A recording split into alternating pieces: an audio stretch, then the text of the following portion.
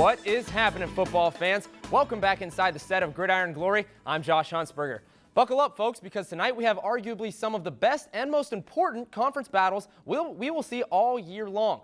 Not to mention, we are only weeks away from the first round of playoffs. So let's find out which teams were able to get the job done right now. After falling to 1-3, the Alexander Spartans have gotten back on track with 2 straight wins against River Valley and Vinton County. Tonight they welcomed the 5-1 Athens Bulldogs with the amount of confidence they needed to potentially pull off the upset. But since the Bulldogs are scoring 50 points a game and haven't allowed more than 14 points in their last 4 contests, it would be no easy task. We now welcome our TVC-Ohio reporter Sarah Vallone, who is making her Gridiron Glory debut at the desk. Sarah, Alexander has a lot of momentum coming into tonight. Well, Josh, I talked to their head coach, Alexander's head coach, Arno, earlier this week, and he said he wasn't worried about keeping up with Athens' offense, but all he wanted to do was focus on stopping Athens' offensive key players. And since it's October, it's only fitting that tonight's game supported breast cancer. But the Spartans would bleed too early. Gage Miller will get sacked, fumbles the ball. Athens will recover on their own 28 of Coach Joey Burrow, and his offense capitalizes on Spartans' mistake. Trey Williams dives in the end zone, 7-0 Bulldogs. Josh Barnes trying to give his offense some momentum, breaking a tackle here, breaking one there for a big 32-yard run into Athens territory. But that play would end on this 4-15 attempt. Athens gets the ball on their own 20. Then Burrow to Lerman for the second touch of the night. You see that connection a couple of times later on. Athens goes up 14-0. Spartans gets another chance with the ball. Miller with the keeper, tackled for a loss of 1, leading to another Athens down. And this is where you see Burrow and Lerman again. 44-yard pass into the end zone. Well, here comes Joey again. Yes. He's always doing good things out there, Sarah. He really is. PAT no good. Athens, this is where they go up 20-0 to end the first quarter. Start of the second quarter, Spartans will take advantage of Bulldogs' defense. Spartans make their way down the field. Miller with the keeper to the left. PAT good, 20-0 Athens. 27 Athens, I'm sorry. 1 minute left into the half. Burrow to Lerman again. Pass over the Miller. At the end of the half, 43-7 Athens. Athens will go on to win 77-13. Burrow again, 335 yards tonight, 6 TDs. Wow. 77 points. I mean, Athens is always putting up high scoring. They're always doing it. That's why everybody talks about. But let's talk a little bit about that defense. They've stepped up as of late. They really did. Only holding the past 5 games to 14 points. You can't do much better than that. All right, now Alexander, on the other hand, they dropped to 3-4 below 500. And next week they play Nelsonville York, Sarah. And Nelsonville York's going to be just as hard as Athens. Their offense has to get a little bit better. They have to start utilizing more players, especially Josh Barnes. He got the momentum going for this offense to try to keep him in this game. All right, now this makes 5 straight for Athens since losing in week 1. Talk about the road ahead for them. Well, the road ahead, they have 2 games the next 2 weeks that will be easy wins for them, kind of giving them confidence going into week 10 against Nelsonville York, which will be a big game for them. All right, Athens rolling as usual. Sarah, good job tonight. All right, at 5-1, Philo is off to their best start in recent memory. Excuse the pun, but it's safe to say that the Electrics have shocked the MVL world, and they are hoping to continue their success tonight at Sheridan. Although Sheridan has beaten Philo by an average of 39 points over the last 5 years, the Generals have dropped their last 2 and were looking vulnerable. We are now joined live from Zanesville by our MVL reporter Colin Brown. Colin, both teams needed this win tonight. Well, you know, they sure did, Josh. You know, Sheridan had lost their last 2 in a row, and then Philo, they're on a 3-game win streak, and they've really been outscoring their opponents pretty well. So, you know, Sheridan with a tough schedule ahead of them, they needed to win tonight, but yeah, Philo's got a tough one too. All right, Colin. Well, unfortunately, fans, we can't bring you highlights tonight. Having a little bit of technical difficulties. Colin, break down for these guys what happened tonight. Well, you know, Sheridan just couldn't get the ball rolling. They ended up only having 77 yards of total offense in the game, compared to Philo in the first half had 88 rushing yards. So a lot of high snaps. They had their quarterback Luke Fox back, who had been injured, and then Corey Cipriano is the backup quarterback who's been playing the past few weeks. So with Luke Fox back, they were able to extend the field and throw the ball a little bit, but they weren't completing passes. So Philo really dominated on defense. The run game was really good. Sheridan with some turnovers, Philo capitalizing on those turnovers, and then Philo ends up winning 31-0. Wow, Philo, another shutout. That's their third of the season, Colin. Talk about how solid that defense is. Well, you know, they're giving up about 7.5 points per game. It's definitely less than 10, and they only gave up 77 yards tonight, like I said. But, you know, Sheridan kind of beating themselves with those turnovers. But Philo's defense, already so good as it is, Sheridan just couldn't get anything going. All right, now Sheridan, like you said, they couldn't get anything going. They dropped their third straight and have been shut out 2 weeks in a row. Colin, what's the problem over in Thornville? Well, they can't throw the ball. You know, tonight they were 4 for 12 for 62 yards, and the quarterbacks combined for 3 interceptions. And then they had 40 rushing attempts for only 15 yards. So they're really forced to run because they can't throw the ball, which then the defense can come in. And like I said, a good defense like Philo's, they don't need any help as it is, but Sheridan not throwing the ball, that just makes it easier. So, you know, the past 2 weeks being shut out, John Glenn and Philo, 2 of the best defenses in the MVL. Don't take that away from them. Oh, I'm certainly not, buddy. Don't worry about it. You know, Philo looking like the team that might be able to take out Tri-Valley. Thanks a lot tonight, Colin. Now, hey, well, if you'd like to keep up with Philo or any of our other teams throughout the week, check us out on social media. You can like us on Facebook or follow us on Twitter at Gridiron Glory for score updates, pictures, and more. You can also follow my host Twitter account at gghost_JAUSH. There you can get my opinions on weekly matchups, ask any questions, and let me know who you think will win each game of the week. And we now welcome our tag team of reporters, Brad Hawley and Nathan Takich, who is also making his Gridiron Glory debut tonight, to talk a little bit more about the MVL. Guys, this is the most depth we've seen in this league for a while. Yeah, well, Josh, as you well know, the playoffs are fast approaching. And when I was trying to break down each team's playoff chances, frankly, it made my head hurt. And, you know, the best region right now, or the most tight region, is Region 11 in Division 3. And right now, Maysville is looking like the best team. That's right, Brad. They're sitting pretty in third place, and the top 8 teams make the playoffs, so they have a really good shot at making it. They've never made the playoffs before, so it's looking good there. With a win this week against Coshocton, a 14-0 win is their first win in 5 tries against the Redskins. They improved their chances. Now they have a favorable schedule the rest of the way. They're capable of winning out for sure. With the lack of competitiveness, though, they might want to go unbeaten if they want to make their first playoff game a home playoff game. Now the 2 teams sitting below them in the standings, they're surprises as well. Yeah, that's right. And those 2 teams are John Glenn and New Lexington.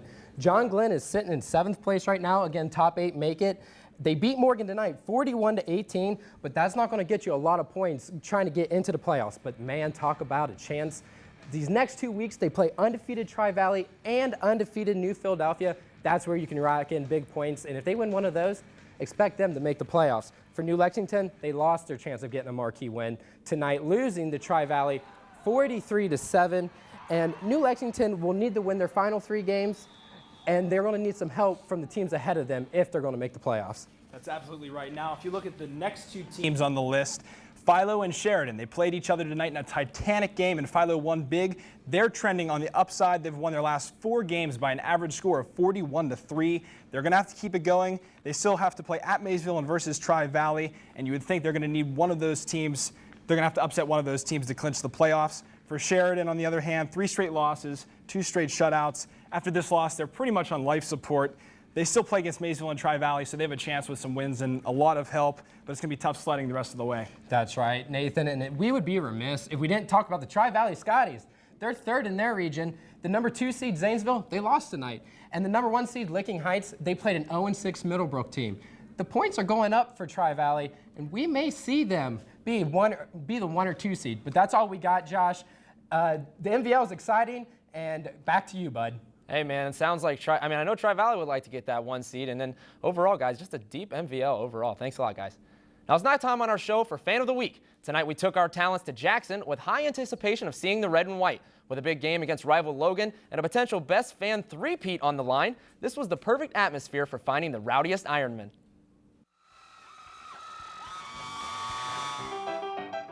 Ironman, ooh, ah. You wish you were an Ironman, ooh, ah. How you doing? Good, how are you? We got a diva on our hands. Look, I hear you've won a few of these Fan of the Week things. Just a couple. Just a couple? Just a couple. Rumor is you're going for a three-peat tonight. Hey, we got the three-peat coming. We got Logan in town tonight. We're going to kick a little butt. Jackson Ironman going with a big win tonight. Yeah, we had Kim Kardashian, Snooki, and Simon Cowell as our judges. And A lot of celebrities here today. Can you tumble for us? Is that okay? Are you like allowed? Don't do it on the concrete. Okay. You seem like a pretty humble guy, but I gotta ask you, be a little selfish here. Do you think you should win Fan of the Week again? I mean, that's up to you guys. It's not up to me. Yeah, Jackson! Yeah! All right. Hi. Here, you can hold it. You got it. It's all you. Hey! Yeah, you do your pip on the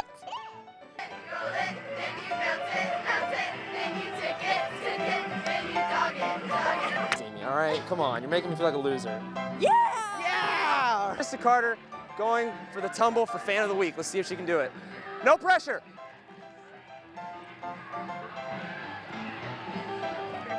Okay, that was pretty good. All right, I think I can do better. Yeah. Oh my.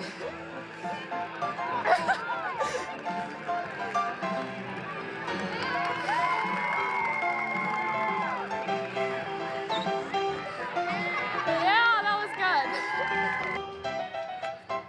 Okay. You, dear Hopper. Yeah, you come on, you Hopper. Yeah, well, Little Lakin stole my microphone, and I gotta say, I felt for a minute I was gonna get replaced there, so got a little scary, but luckily she gave it back. She didn't like all the pressure being host. All right, well, we had a tough time making our choice tonight. Came down to Krista, one of the cheerleaders, or Tanner, the flag carrier, the Power Ranger, the button man. We couldn't think of a better choice. Tanner, you got it, man. Take the shirt and wave your flag. Go Ironman.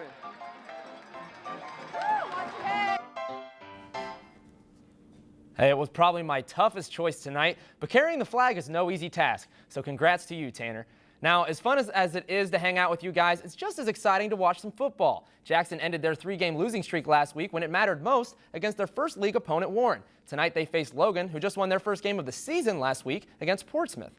With both of these teams relying heavily on their rushing attack, tonight's matchup made for an old-fashioned ground-and-pound rivalry game. We now welcome our SCOAL reporter, Carter Rodriguez, to talk more about the game. Carter, Jackson had their struggles early, but they made a key switch last week to get things rolling. Well, you're right, Josh. Now, when we last saw the Jackson Ironman, it was Derek Rafferty under center, but for its conference opener against Warren, Jackson replaced him with senior Stephen Kearns. And Kearns led the Ironman to a win last week, and he looked to do the same this week. Now, speaking of flags, Kanan would absolutely approve of this matchup because everybody's waving their flags. And we're going to start the game off with just a bit of a miscue. Logan fumbles on the first drive of the game, and Jackson's going to recover, and Stephen Kearns is going to run some read option, and let's just say he made the right call. He's moving 72 yards downfield. He's barely touched, and the book on him, Josh, is that he's less of an athlete and more of a pocket passer. But apparently he didn't really read that book. He ran for 115 yards and a touchdown on 9 carries, and he threw the ball pretty well as well. Now, moving near the end of the first quarter, Jackson's going for it on 4th, and Logan needs a stop, and Morgan Landrum gets the catch, but he gets gang tackled just short of the line. Logan takes over the ball, and Logan's going to try to do something with it. They gave it to Corey McCarty here on 3rd and 5. That's a 5-yard pickup to extend the drive. He had 31 carries tonight, Josh. Total workhorse. Total workhorse. And McCarty gets it later in the drive for 8 yards, puts it near the end zone, and that sets up a Logan touchdown. PAT is no good, though. 7-6 Jackson. Morgan Landrum had himself a game, though. He rumbled 17 yards downfield. It takes more than one guy to bring him down. And then, Landrum's pretty good, so they figured they'd just give it to him again. This time it was for 22 yards, and Jackson just really controlled the game on the field. On the ground all night, and that sets up former quarterback, current stud tailback Derek Rafferty for a 20-yard touchdown. Added a field goal to go into half up 17-6, and then in the third quarter, Morgan Landrum plunges into the end zone in the third to make it 24-6. And the Chieftains really fought back, but ultimately they fell 31-20. All right, Carter. Well, as you guys can see from all of these rushing stats, man, that's where the game was played tonight on both sides or for both teams. Excuse me, Carter. Just talk a little bit about the ground attack for these teams tonight. Well, Stephen Kearns, as I mentioned, had 115. Morgan Landrum had 101. And then Rafferty had 74, and none of these guys had more than 15 carries, so they were just gouging them on the ground all night. And Andy Hall said that that's one of the reasons he put Stephen Kearns in. I talked to him after the game. He just says the offense has a better flow with Kearns in the game. All right, now Jackson, they moved to 2-0 in the league. Carter, they're starting to set themselves up right back in contention for that league title. Well, you know, we were all getting pretty worried after a three-game losing streak. However, in conference play, they're up to 2-0, and as I was talking to Hall after the game, he said that, you know, his first worry is Portsmouth, who they got next week.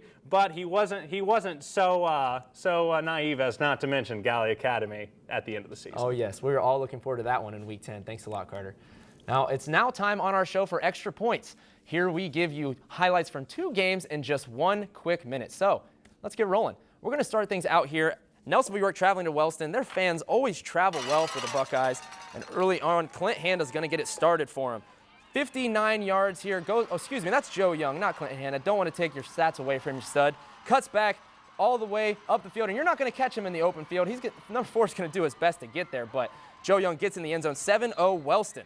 Now Joey Young here again, not doing it on his feet here, going back to the pass, hits Austin North. They start driving downfield, but they would fumble later on that possession. Now Wellston ball here, Jeremy Warren for Nelsonville York. Big hit, knocks it down, and Wellston gets whooped in this one, 33-6. Now moving over at Vinton County for homecoming, they hosted Meigs. Meigs here going for the fake on 4th down, but that would fool nobody. And now Vinton County on 3rd down inside the 5. They get knocked down. Chase Fout gets nothing. Now here on 4th and 1, goal line stand for Meigs, and it would prove to be worthy. 27-12, Meigs gets the win. Now with their 4th win of the season coming last week over Belpre, Eastern now has more wins than they had in the entire 2011 season. The win propelled them to the 10 seed in Region 23, just 2 spots away from being playoff eligible. Tonight they hosted the 5-1 Trimble Tomcats, who are seeded 6th in the same division. We now welcome our TVC-Hocking reporter Keith Turner to the show. Keith, Eastern has had a lot of trouble finding success against Trimble recently.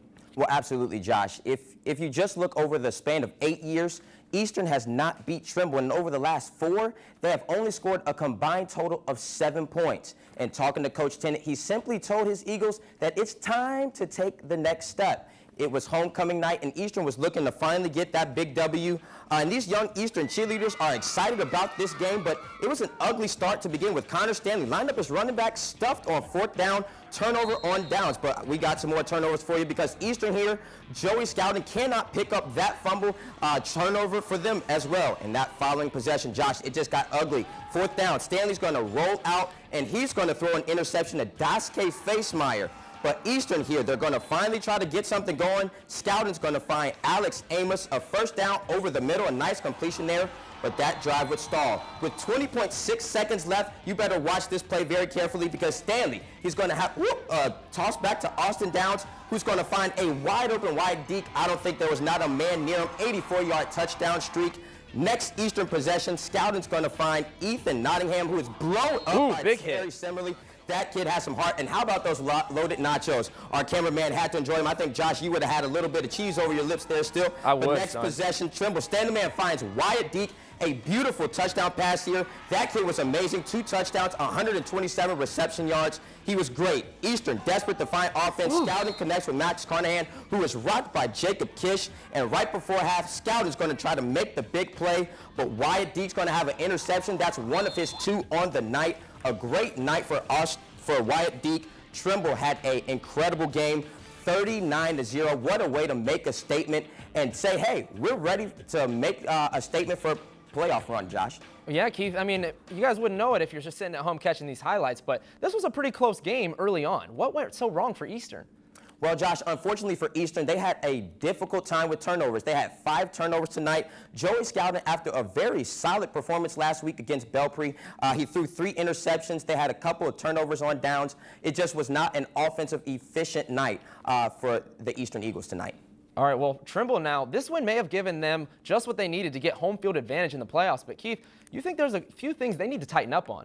Absolutely, and I mean, the same thing for Eastern is the same thing for Trimble. Trimble had a few turnovers tonight. They had 2, and they had a few turnovers on down as well. And also, they're going to have to open up that offensive line for Connor Stand-the-Man Stanley. He only had 53 yards rushing tonight. So Trimble's definitely going to have to work on some offensive efficiency, excuse me, Josh, if they really want to make a statement heading into playoffs coming soon.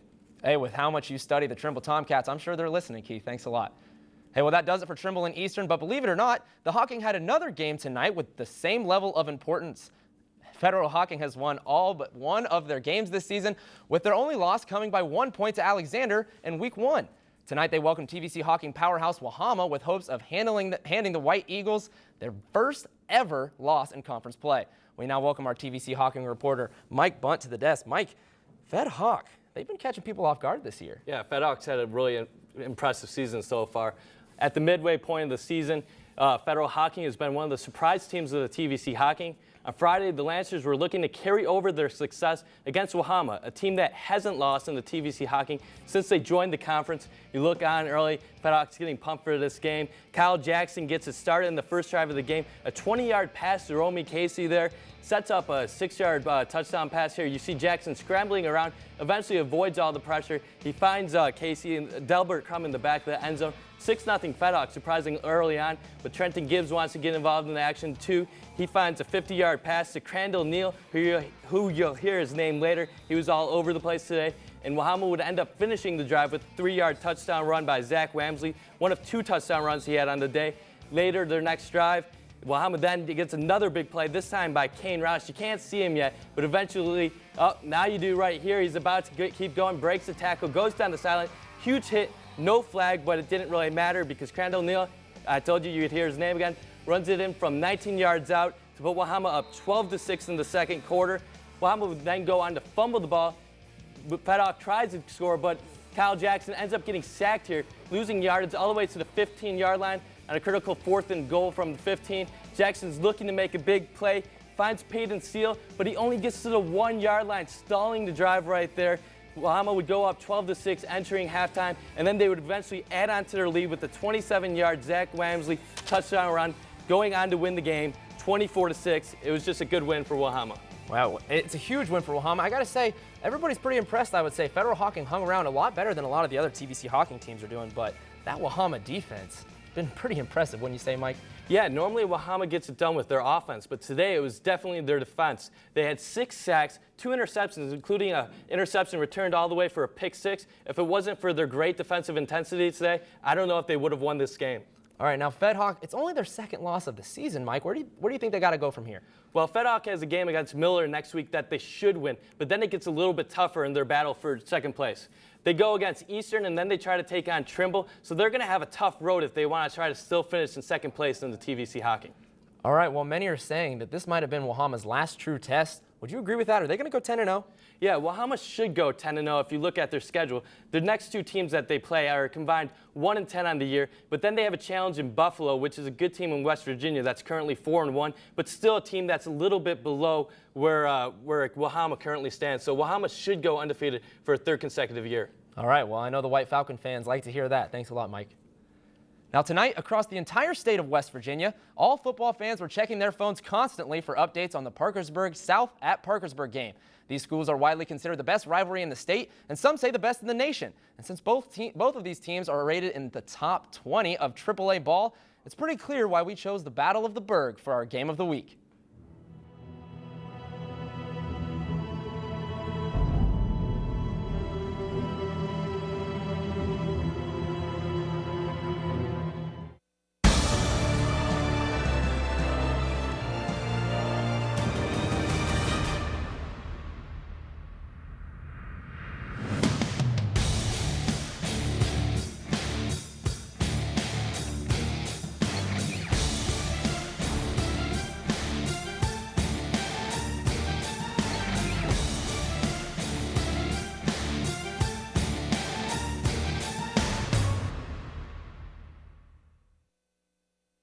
All right, well, unfortunately, we are having some more technical difficulties, and we cannot bring you the highlights tonight, so sorry about that, folks. But Seth Austin is live in Parkersburg to bring you all the coverage. This guy knows what he's talking about. Seth, was this the game that everybody expected?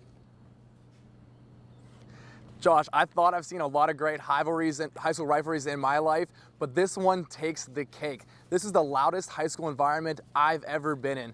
Parkersburg South was coming in winning 3 of the last 4, but Parkersburg has been rolling and they were looking to protect their house.